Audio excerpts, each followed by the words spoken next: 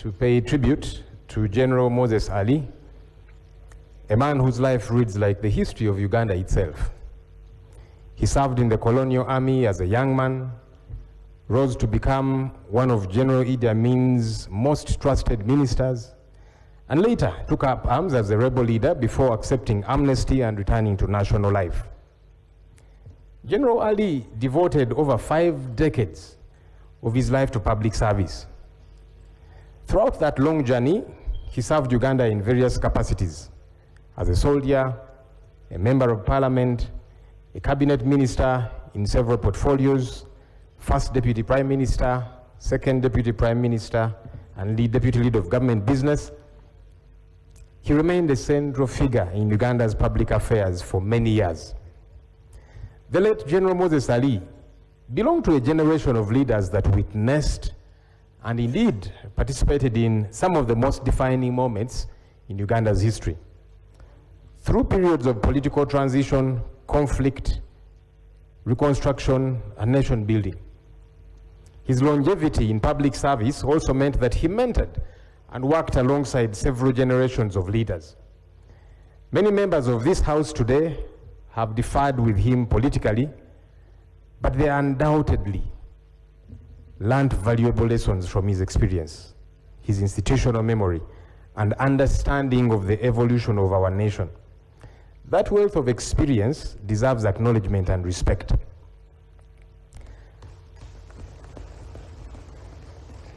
Public service is one of the noblest callings. It demands sacrifice, resilience, and commitment. The late Moses Ali answered that call for much of his life, and for that he deserves our respect and gratitude. He belonged to the NRM, and I belong to the National Unity Platform, NUP. But I respected him, even though we differed politically. I didn't even agree with the idea of him running for office again, yet he was unwell and needed to take a break. But I still give him his flowers for the service that he rendered this nation over the years. Right Honorable Speaker and colleagues, his passing, however, also invites us to reflect on an important national conversation. Death reminds all of us that beyond our different political parties, ideologies, and contests, we are all temporary custodians of public office. None of us is a permanent fixture in this world, and no position or status we hold is everlasting. So while we hold office, may we cause positive impact.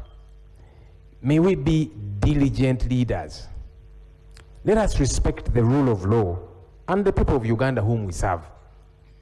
As we mourn the late General Moses Ali, may this occasion renew our collective commitment to selfless leadership, accountable governance, and service above self. Let us strive to leave behind institutions that are stronger than we found them, and a country that is better because we had the privilege to serve. We welcome the Commander-in-Chief of the Armed Forces who joined us earlier for this tribute session. I would like to urge him to prevail over the various security entities, to observe the law and respect the law as they do their work. The 1995 Constitution is a brainchild of the NRM government. We need to respect that Constitution. General Moses Ali was a believer in the rule of law, and that's why he gave up armed rebellion and then served in our national army.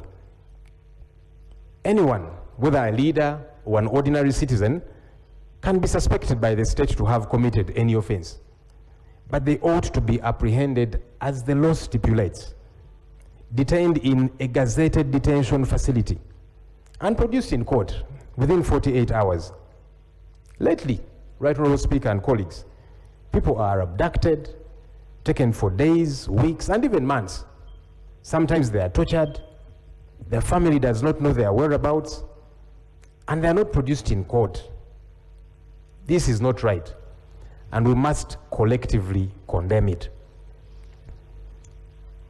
On behalf of the opposition, I extend our deepest condolences to the family of the late Right Honorable General Moses Ali, the people of Adjumani, the Muslim faith which he professed, the Nubian community which he loved dearly, his friends and colleagues, and all Ugandans who mourn his passing.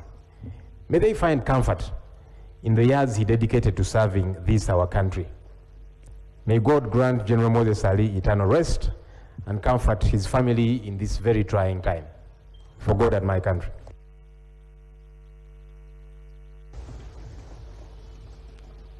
Thank you. Your Excellency, the Vice President of the Republic of Uganda is in the House, and she'll make a few statements. Thank you very much, Right Honorable Speaker. You are a very good man. Right Honorable Speaker and members of Parliament, I would like to sincerely extend my deepest condolences to the bereaved family of the late General Moses Ali. To you, Mr. Speaker, to His Excellency the President, to the Muslim community in Uganda and beyond, to the people of Adjumani, and indeed to all the people of Uganda. The Right Honorable Moses Ali was a nationalist who has served Uganda with dedication to the benefit of all the people of Uganda. His service to the country covered a wide range of spheres, including agriculture, politics, military, religion, education, sports, etc., in which he has left behind an indelible legacy. Mr. Speaker, the Right Honorable General Moses Ali was a commercial farmer who was a mentor and demonstrated to all the people of Uganda and the youth, especially, that the jobs and wealth are in commercial agriculture, in industry, services, and ICT. In his service as a politician, he mentored many, including myself. He was a freedom fighter, and he was such a humorous politician who you would not miss his message whenever he would communicate it. Mr. Speaker, in the military, he was such a disciplined officer, keeping time always. In cabinet, he would always be there before 9 to begin attending the Swahili lecture, the Swahili lessons, beating many younger ministers in terms of timekeeping. A good message that is living with us today. He was my neighbor in cabinet, and I really enjoyed his company. He would always communicate any small guidance which he feels that cabinet should consume, and I would articulate it on his behalf. Occasionally, he would write some messages for me to articulate for His Excellency the President. And whenever he would like to withdraw from cabinet, he would always make sure that he has sought for authority. He would tell me that, please tell the President that I would now like to withdraw. It is time, it is 2 o'clock. There was a time when his doctors had advised him to always withdraw from cabinet at 2 o'clock. But he would not walk out without permission. And while walking out, he would always make sure that he greets His Excellency the President with a very sharp salute, even at his stage of his illness. So he was a very disciplined officer who knew what serving in the army meant, and indeed he was living like a military officer. Remember when we used to go to Chankwanzi, when he was still physically fit, we used to call him our bouncing officer. He would walk with a lot of haste, and you would enjoy the way he would be taking and carrying himself. Mr. Speaker, we all know that he loved the Muslim religion so much, but that did not stop him from being very close to other members of different religions. And he would always be a bridge between the teams in case there was an issue. I know that he comes from West Nile with a long history of service to the country, but he knew how to immerse himself in a situation and come out with the team in the situation that he finds himself in. We in Cabinet will miss him. In education, Mr. Speaker, he was among the founders of West Nile University, a private university who I would like to encourage all members of this House to continue supporting up to the logical conclusion, because it is still in its initial stages. But he also supported university education, going to school at that age he went to get the bachelor's degree in law, and he also got a PhD honorary in IU. But you could see a leader whose heart is too much into university education, especially of the Muslim young girl.